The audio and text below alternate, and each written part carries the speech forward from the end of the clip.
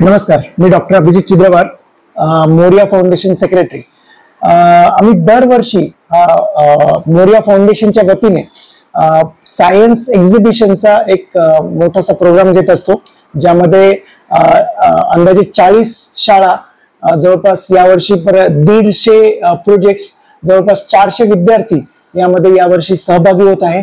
हा कार्यक्रम यावर्षी अक्षदा मंगल कार्यालय येथे 16 मार्च 2025 ला आयोजित केलेला आहे। या प्रोग्रामचं नाव आहे हंट फॉर ज्युनियर सायंटिस्ट असं दिलेलं आहे।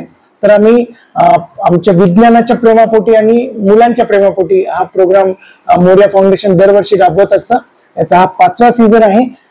पूर्ण परभणीकरांना विनंती आहे की त्यांनी या प्रोग्रामला आवर्जून उपस्थित राहावं, मुलांचं कौतुक पाहावं।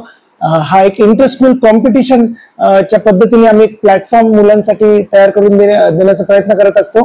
तर परभणीकरांचा दरवर्षी या कार्यक्रमाला भरभरून आणि उत्स्फूर्त सहभाग असतो। याही वर्षी परभणीकरांनी जरूर यावं।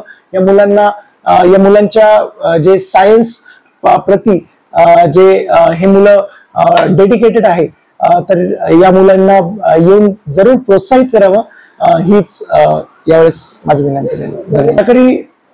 या प्रोग्राम मध्ये जवळपास 150 ते 250 प्रोजेक्ट्स आतापर्यंत ऑलरेडी एनरोल झालेले आहेत। 400 मुलांचा सहभाग ऑलरेडी इथे आहे।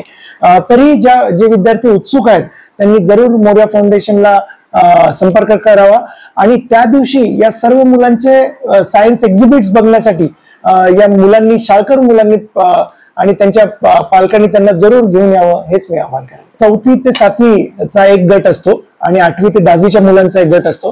तर यामध्ये सर्वात प्रथम, द्वितीय, तृतीय, तसेच consolation prizes, best model, innovative model, त्यानंतर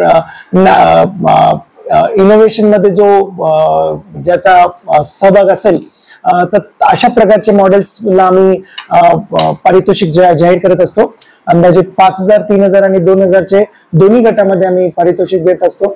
तसंच या मुलांना काही आमच्या मोरिया फाउंडेशनच्या वतीने खूप सारे पारितोषिके असतात। त्यानंतर त्यांचं पेपर मध्ये त्यांचे छानशे नावं येतात आणि आम्ही यांचं खूप सारं कौतुक करत असतो।